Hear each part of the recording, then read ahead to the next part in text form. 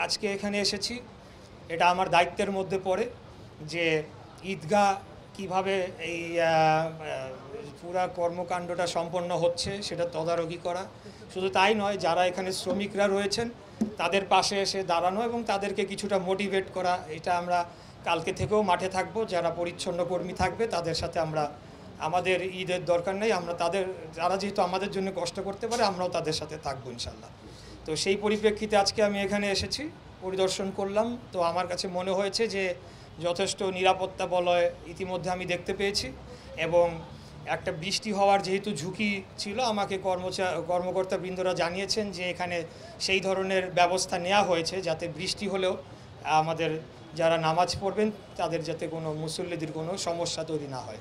তো এই ছিল আজকের বিষয়, এই কারণে আজকে আমার এখানে আসা হয়েছে। আমি এখানে ঢাকা দক্ষিণ সিটি কর্পোরেশনের নির্বাচিত এবং সর্বোচ্চ আদালতের রায়ের পরে ঘোষিত মেয়র হিসেবেই এখানে এসেছি।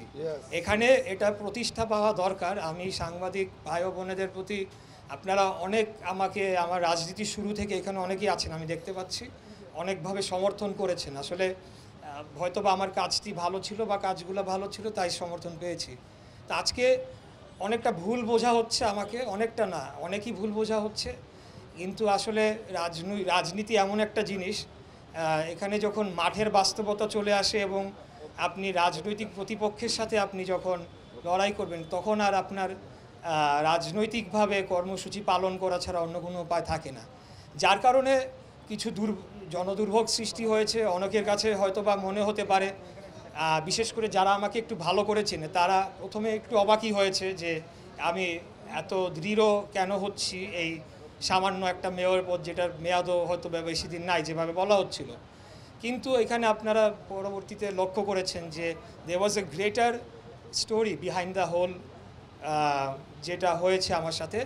তো সেখানে আমি মনে করি বর্তমান অন্তর্বর্তীকালীন সরকারের যে উপদেষ্টা পরিষদ, তারা তাদের নিরপেক্ষতা হারিয়েছে এবং এই উপদেষ্টা পরিষদ বহাল থাকা অবস্থায় কোনোভাবেই একটা কাঙ্ক্ষিত গ্রহণযোগ্য নির্বাচন অনুষ্ঠিত হতে পারে না। এই বিষয়টা সরকার যত দ্রুত উপলব্ধি করতে পারবে আমি মনে করি যে এটা সকলের জন্যই মঙ্গলজনক হবে। আমরা কিন্তু তাদের শত্রুতা করছি না বা তাদেরকে হুমকি দান কোনো কিছুই না। আমরা খালি বলছি যে আপনারা রাজনীতি করবেন তাহলে পথটি ছেড়ে দিয়ে আপনারা রাজনৈতিক দলে যোগ দিয়ে আপনাদের রাজনৈতিক কর্মকাণ্ড করুন। আমরা আপনাদেরকে স্বাগত জানিয়েছি। আমি বিশেষ করে নিজেও একজন, যদি বলেন তরুণ প্রজন্মের, সেই হিসাবে আমি তাদেরকে শুরু থেকেই সমর্থন করে এসেছি এবং আমি চেয়েছি এরকম একটা পার্টি দাঁড়াক। কারণ বয়স কম থাকা অবস্থায় রাজনীতি করতে গেলে যে বিড়ম্বনা বা সমস্যা ফেস করতে হয় সেগুলো আমিও ফেস করেছি, তাই তাদের কষ্টটা আমি বুঝি। কিন্তু আমরা দেখলাম যে পরবর্তীতে নতুন বন্দোবস্ত নামে আসলে জাতিকে কোনো কিছুই দেওয়া হয় নাই। আমরা নতুন পার্টির মূল নীতি বলেন বা বিভিন্ন বিষয় সম্বন্ধে আমরা অস্পষ্ট এবং তাদের কয়েকজন উপদেষ্টার বিরুদ্ধে সুনির্দিষ্টভাবে দুর্নীতির অভিযোগ পাওয়া গিয়েছে অথবা তাদের ব্যক্তিগত কর্মচারীদের বিরুদ্ধে। অতএব আমরা মনে করি যে আসলে যে প্রত্যাশা আমরা সকলেই এদের প্রতি করেছিলাম, যে তাদের প্রতি যে ভালোবাসা, যে মায়াটা আমাদের ছিল সেটা থাকবে, সেই জায়গাটা নষ্ট হবে না। কিন্তু আমি মনে করি যে রাজনীতিতে আসার মাধ্যমে তাদের যে সুনির্দিষ্ট যদি একটা পরিকল্পনা থাকতো তাহলে পরে ভালো হতো। যেহেতু সেটা অনুপস্থিতি আমরা দেখতে পাচ্ছি, বিভিন্ন ধরনের বিতর্কে তারা জড়িয়েছে, তাই তাদেরকেও পদত্যাগ করতে হবে এবং আসলে রাষ্ট্রের মতো চলবে। আমরা এখানে কেউই অপরিহার্য না, নট আ সিঙ্গেল পার্সন। কারণ অতীতে আমরা এই বয়ান শুনেছি, হাসিনা গেলে কি হবে, হাসিনার পরিবর্তে কে চালাবে। তো আসলে রাষ্ট্র 18 কোটি 20 কোটি মানুষের এখানে জীবন জীবিকা নির্বাহের বিষয় রয়েছে। আমি মনে করি যে এখানে কেউই অপরিহার্য নয়। রাষ্ট্র এবং তার প্রতিষ্ঠানগুলো স্বয়ংক্রিয়ভাবে চলবে এবং আগামীতে আমরা একটা সুষ্ঠু, সঠিক, নিরপেক্ষ জাতীয় নির্বাচন দেখতে পাবো বলে আশা করি। কিন্তু এখানে হাইকোর্ট, মহামান্য উচ্চ আদালতের পূর্ণাঙ্গ বেঞ্চে যে কথাগুলো বলা হয়েছে সেখানে কিন্তু এখানে অনেকেই এটাকে বিভিন্নভাবে ব্যাখ্যা দিয়েছেন, বিশেষ করে ওদের আইনজীবীরা এটাকে পুরাটাই মিসকোট করেছেন। এখানে কিন্তু স্পষ্ট কোর্ট রুমেই বলা হয়েছে যে এই বিষয়টা এত দূর পর্যন্ত আসারই কথা না, এই বিষয়টা আরও নিচ থেকেই শেষ হয়ে যাওয়ার কথা ছিল, কেন আইন মন্ত্রণালয়ের মতামতের চিঠি পাঠানো হলো। যাই হোক, আমি এত ডিটেলসে যাব না, তবে আমি মনে করি এই প্রক্রিয়ার মধ্যে দিয়ে আরেকটা সংস্কার যেটা অত্যন্ত প্রয়োজন বাংলাদেশে, কিন্তু সেই বিষয়ে কেউ কথা বলছে না। সবাই যার যার মতো করে সংস্কার করে যার যার এজেন্ডা বাস্তবায়ন করছে। এই যে স্থানীয় সরকারের এতগুলো মেয়র, চেয়ারম্যান, উপজেলা চেয়ারম্যান, মেম্বার, অনেক অনেক জনপ্রতিনিধিরা রয়েছেন, তারা কি একটি মন্ত্রণালয়ের একজন নির্বাচিত এমপি যে মন্ত্রী হবে তার অধীনে দাসের মতো হয়ে থাকবে? আমরা ইতিপূর্বে রাজশাহী সিটি কর্পোরেশনে দেখেছি যে এক সচিবের খোঁচায় নির্বাচিত মেয়র বুলবুল সাহেবকে বরখাস্ত করে দেওয়া হলো। এরপরে আমরা গাজীপুর সিটি কর্পোরেশনে দেখেছি একদিনও ওনাকে বসতে দেওয়া হয় নাই। খুলনা সিটি কর্পোরেশনে যখন 13 সালে 5টা সিটি বিএনপি জিতে আসলো, আপনাদের হয়তো মনে আছে। তো এই বিষয়গুলোকে আমি মনে করি যে অ্যাড্রেস করা উচিত। আমরা স্থানীয় সরকারকে শক্তিশালী করতে চাই, কিন্তু স্থানীয় সরকার যদি সরকারেরই একটা মন্ত্রণালয়ের এক্সিকিউটিভ উইংয়ের আন্ডারে পড়ে যায়, তাহলে এটা কিভাবে স্থানীয় সরকার হলো, বা জনগণের ম্যান্ডেট এখানে আমি কিভাবে জাস্টিফাই করব? কারণ ওনারাও তো সরাসরি ভোটের মাধ্যমে তাদের স্থানীয় সরকার প্রতিনিধি নির্বাচিত করছে। তো এই সংস্কারগুলো নিয়ে কেন আজকে কথা বলা হচ্ছে না? এবং এখানে স্থানীয় সংস্কার সংক্রান্ত যে কমিশন করা হয়েছে তাদের থেকেও তেমন কিছু পজিটিভ কিছু আমরা দেখি নাই, এবং সরকারের পক্ষ থেকেও নাই। তবে আমি এটা রেজ করে যাব, এবং পরবর্তীতে একটা যা জনগণের ভোটে নির্বাচিত ক্ষমতা আসলে আমরা এই বিষয়টি নিয়ে তখনও সরকারের সাথে আমরা বলতে গেলে আন্দোলনই করব, যে স্থানীয় সরকারকে যে হাত বেঁধে রাখা হয়েছে, শিকল পরিয়ে রাখা হয়েছে, নির্বাচন সম্পন্ন হয়ে গিয়েছে, গ্যাজেট প্রকাশ হয়ে গিয়েছে, শপথ নিতে দিবে না একটা মন্ত্রণালয়, তাহলে এটা কেমনে হলো? যেই মন্ত্রণালয় বর্তমানে তো অনির্বাচিত, আমি ছোট করে বলছি না, বাট অনির্বাচিত। যদি ধরতাম নির্বাচিত হইতো, একজন এমপি আসনের কতজন ভোটার থাকে? আর আমার ঢাকা দক্ষিণ সিটিতে আমার 24 লক্ষ ভোটার, 8টা সংসদীয় আসনের সীমানা নিয়ে আমার ঢাকা দক্ষিণ সিটি কর্পোরেশন এদের যে জুরিসডিকশন রয়েছে। অতএব এই যে জিনিসগুলা, এগুলা স্ট্রাকচারাল রিফর্ম, এগুলা ভবিষ্যতে করতে হবে, যাতে আসলেই আমরা স্থানীয় সরকারকে শক্তিশালী করতে পারি, এবং জাতীয় নির্বাচনের মাধ্যমে যে পার্লামেন্ট আসবে তাদের যে দায়িত্ব আইন প্রণয়ন, সেই কাজে যাতে তারা মনোযোগ দিতে পারে। আপনারা সার্বিকভাবে আওয়ামী লীগের অধীনে নির্বাচিত সকল জাতীয় নির্বাচনকে অবৈধ ঘোষণা চাচ্ছেন। আপনারা কোর্ট থেকে করে নিয়ে আসেন, তারা কিন্তু ছিল, এটা কিন্তু এখনও মুছে যায় নাই। আমি যখন নির্বাচনটি করেছি, আমি কিন্তু সারা দিনে আমার যে এক্সপিরিয়েন্স ছিল, সবাই আমাকে বলেছে এটা বর্জন করে আমরা অফ করে দিয়ে উঠে যাই। আমি কিন্তু উঠি নাই, আমি শেষ পর্যন্ত ছিলাম, এবং নির্বাচন ফলাফল ঘোষণা হওয়ার কথা ইভিএমে আপনারা লক্ষ্য করবেন 1 ঘন্টার মধ্যে, অর্থাৎ 5টা থেকে 6টার মধ্যে অল কমপ্লিট হয়ে যাওয়ার কথা। সেখানে 5টার পর থেকে যখন আমরা বিভিন্ন কেন্দ্রে ফলাফল আমাদের কাছে আসতে শুরু করলো, কারণ আমরা কিন্তু জোন ভিত্তিক ডেস্ক করেছিলাম যে বিভিন্ন কেন্দ্র থেকে ফোন আসবে, সেখানে প্রথম দিকে সবগুলো কেন্দ্রতেই আমি বিজয়ী হচ্ছিলাম। হঠাৎ করে ফলাফল ঘোষণা বন্ধ করে দেওয়া হয়, এবং রাত 1টার সময় আমি যেহেতু 2,30,000 মতো ভোট পেয়েছি, আমি ধরে নিতে পারি আমি তো আর কারচুপি করি না, বা আমার পক্ষে কারচুপি করার সুযোগ ছিল না। এটাকে ডাবল দেখানোর জন্য তারা রাত 11টা পর্যন্ত অপেক্ষা করলো, করে একটা ভুয়া ফলাফল নির্বাচন ফলাফল দিয়ে এবং একটা গ্যাজেট করলো।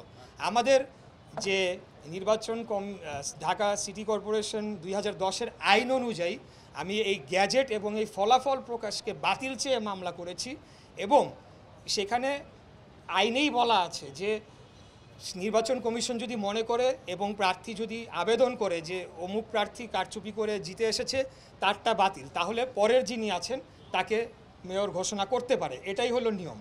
তো সেই নিয়মের মধ্যে এটা আমি মামলাটা দায়ের করেছিলাম, আপনারা জানেন 30 দিনের মধ্যে করতে হয়, তখনই করা হয়েছিল। 180 দিনের মধ্যে নিষ্পত্তি হওয়ার কথা থাকলেও আমরা সেটা পাই নাই।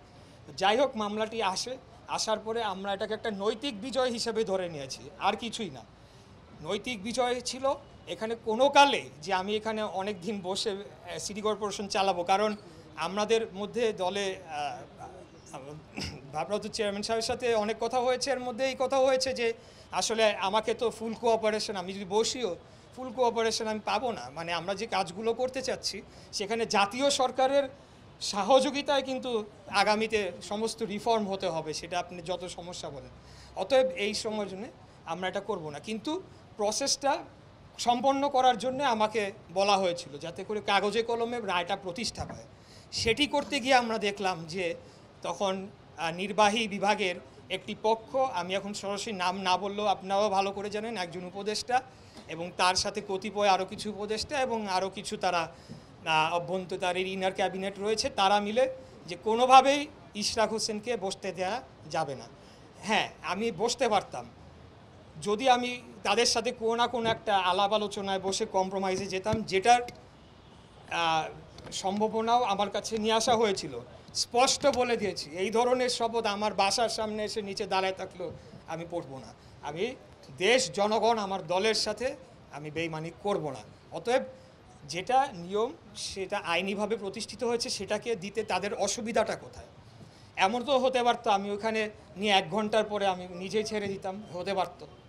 আমাকে যারা খুব ভালো করে চেনে তারা আসলে জানে, তারা প্রথমে অবাক হয়েছিল যে কেন আমি, কিন্তু বিষয়টা পুরোপুরি একটা রাজনৈতিক লড়াই পরিণত হয়েছে।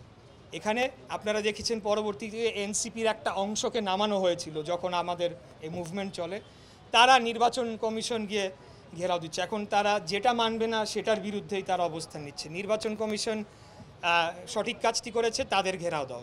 হাইকোর্ট সঠিক রায়টি দিয়েছে, হাইকোর্ট মব করে। এই ধরনের কথা বলে তো আসলে জনগণ, আপনারা কি চাচ্ছেন? তাহলে কাকে আপনারা মানেন? আপনারা সেনাবাহিনীকে অবজ্ঞা করবেন, আপনারা সংবিধানকে ছুঁড়ে ফেলে দিবেন, আপনারা অন্য কোনো কিছুই মানবেন না, বাংলাদেশের ইতিহাস মুছে ফেলবেন যে 2024-এর আগে 71 হয় নাই, এরকম তো একটা প্রচেষ্টা ছিল। অতএব এগুলা করে আসলে বোঝা গিয়েছে যে জনগণ কাদের সাথে রয়েছে। আমরা যাদেরকে নিয়ে এসেছিলাম তারা প্রত্যেকেই ঢাকার ভোটার, তারা আমাকে ভোট দিয়েছে, তারা স্বতঃস্ফূর্তভাবে নেমে এসেছে। আর আপনারা দেখেছেন যে তাদের আন্দোলনে কতজন পার্টিসিপেট করেছে, এটার মধ্যে পরিষ্কার হয়ে যায় যে জনগণের মনোভাবটা। আমি সোশ্যাল মিডিয়াকে বাদ রাখতে চাই, কারণ সোশ্যাল মিডিয়াতে নিয়ে নানা বিতর্ক রয়েছে। এখানে কতটুকু আসল, কতটুকু এবং এটার রিচ কতটুকু, সেটা নিয়ে আমরা মানে ডিবেট করতেই পারি। যেখানে আমার 12 কোটি ভোটার রয়েছে, সেখানে 2-1 লক্ষ লোক কি কমেন্ট করলো সেটার উপরে যদি আমি আমার পলিসি নির্ধারণ শুরু করি তাহলে সেটা ভুল হবে। ওনার প্রশাসক, উনি একজন সরকারি কর্মকর্তা, ওনাকে দায়িত্ব দেওয়া হয়েছে, এটা ওনার রুটিন কাজ। ওনার এখানে আসতে হবে, কথা বলতে হবে, তদারকি করতে হবে। উনি অতটুকুই করেছেন, ওনার কাজটি করেছেন। উনি কোনো রাজনৈতিক বিষয় জড়াচ্ছেন বলে আমার কাছে মনে হয়নি এখন পর্যন্ত। আমাদের যে বিষয়টি, এটা সম্পূর্ণ রাজনৈতিক। ঠিক আছে, উনি প্রশাসক হিসাবে ওনার যেহেতু ওনার কাগজে কলমে রয়েছে, উনি ওনার দায়িত্বটুকু পালন করেছে। আমি আশা রাখবো যে উনিও হয়তো বিষয়গুলো বুঝতে পারবেন এবং এই বিষয়টা থেকে উনি রাজনৈতিকভাবে কোনোভাবে জড়িয়ে পড়বেন না, কারণ এটা এখন আসলে আমার বা 1-2জন ব্যক্তির সিদ্ধান্তের মধ্যে সীমিত নেই। এটা আমাদের সর্বোচ্চ পর্যায় থেকে আমাদেরকে দিক নির্দেশনা দেওয়া হচ্ছে যে কিভাবে কাজ করতে হবে। তবে আমি যে কথাটি বলেছি, নগর ভবনে কোনো প্রশাসক বসবে না, নগর ভবনে কোনো উপদেষ্টা বসবে না। সেখানে যদি কোনো ধরনের অ্যাডমিনিস্ট্রেটিভ প্রবলেম হয়, আমরা 75 ওয়ার্ড থেকে যারা সাবেক কমিশনার ছিল, সাবেক কাউন্সিলর, ভোটার, গণ্যমান্য ব্যক্তি, স্কুলের প্রিন্সিপাল, তাদের নিয়ে আমরা প্রয়োজনে বিপ্লবী ঢাকা কাউন্সিল টাইপের কিছু করে আমরা সেখানে সাময়িকভাবে নিয়োগ দিয়ে আমরা নগর ভবন চালাবো। কিন্তু এটাকে আমরা খুব স্পষ্ট ভাষায় বলতে চাই যে এখান থেকে ফিরে আসার কোনো সুযোগ নাই, এখান থেকে হার মানার কোনো সুযোগ নাই। আমরা স্পষ্টত বলে দিয়েছি, লিগালি, আইনত আমি এখনও মেয়র। আগামী মেয়র নির্বাচিত হয়ে দায়িত্ব গ্রহণ না করা পর্যন্ত, তারা শপথ গ্রহণ করাইলো কি করাইলো না এটা তাদের সমস্যা। এখন সেটাই বলছি, স্ট্রাকচারাল চেঞ্জটা আনা দরকার। শপথ রুম একটা নির্বাচন কমিশনেও থাকতে পারতো, সেখানে নির্বাচন কমিশনই পড়ায় দিত, কিন্তু আইনে তাদের সেই এখতিয়ার দেওয়া হয় না। তো এই বিষয়গুলো নিয়ে কথা বলার দরকার রয়েছে আগামীতে। এবং আমরা যেটা বলছি যে পুরো আন্দোলনের সময়টাতে আমরা নিশ্চিত করেছি সকাল, বিকাল, রাত, দুপুর, সন্ধ্যা যে জরুরি সেবা সেগুলো যাতে অব্যাহত থাকে। আমি নিজেও কন্ট্রোল রুমে কথা বলেছি, অন্যান্য কর্মকর্তাদের সাথে কথা বলেছি, বিশেষ করে যখন ভারী বৃষ্টিপাত হয়, জলাবদ্ধতা সমস্যাটা যাতে দ্রুত নিরসন করা যায় সেজন্য আমরা কাজ করে চলেছি। আপনারা জানেন যে আমাদের দল কিন্তু আমাকে এই পদে নমিনেশন দিয়েছে, কারণ আগামীতেও তারা হয়তো বা আমাকে নমিনেশন দিতে চায়। তাই সিটি কর্পোরেশনের জনগণের দুর্ভোগের যে কোনো বিষয় আমাকে আজকে থেকে না, আমরা বহু আগে থেকেই প্রোগ্রাম করে আসছি। ইশরাক ভাই, এই উপদেশ জোরে জোরে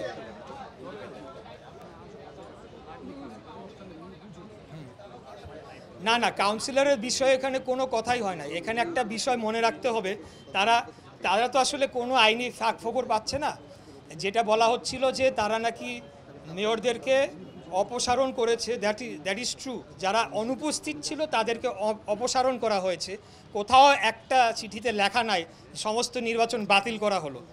আর যদি হয়েও থাকে, আমারটা ছিল সাব জুডিস, অর্থাৎ কোনো নির্বাহী আদেশে এটা বাতিল হতে পারে না। অনেক ব্যাখ্যা তারা দেওয়ার চেষ্টা করেছে, অনেককেই তারা মাঠে নামিয়েছে। অনেক বড় বড় ব্যারিস্টার সাহেবরা বলেছে এখন তো একটা জাতীয় সোশ্যাল মিডিয়ার জাতীয় ভিলেনে পরিণত হয়ে গিয়েছি আমি এক প্রকার। কিন্তু আসলে হলো আমার বিশ্বাস যে জনগণ, সাধারণ জনগণ একদিন আমার এই পদক্ষেপটা, ভূমিকাটা বুঝতে পারবে যে কেন আমি এটি আজকে এই পদক্ষেপটি নিয়েছিলাম।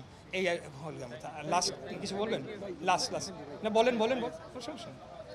ভাই আপনি বলছেন এই উপদেষ্টা পরিষদ তাদের নিরপেক্ষতা হারাইছে এবং হলো যে এই উপদেষ্টা পরিষদের আন্ডারে কোনো নিরপেক্ষ নির্বাচন আপনি মনে করছেন না যে সম্ভব। Right.